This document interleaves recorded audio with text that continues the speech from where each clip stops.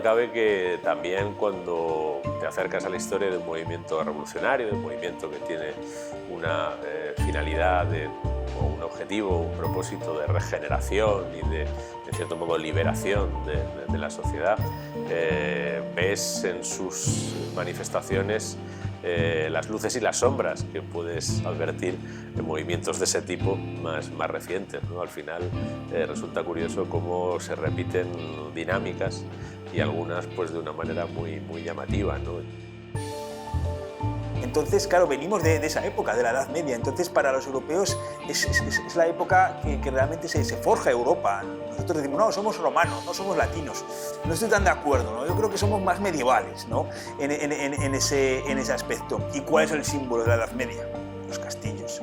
Catedrales has tenido y tienes después. Hay otro tipo de elementos que también. Pero los castillos nacen y desaparecen con la Edad Media. Yo defiendo mucho que Pelayo es de todos y sacarlo un poco de ese encasillamiento que puede tener, de esas connotaciones que puede tener en España, que evidentemente pues, le han perjudicado, ¿no? Es verdad que hace 2 años pues, vino Mel Gibson a buscar financiación. Está claro que él lo que vio pues, fue un personaje con una historia tremenda, muy bonito, con un paisaje extraordinario, los picos de Europa. Vio Braveheart, ¿vale?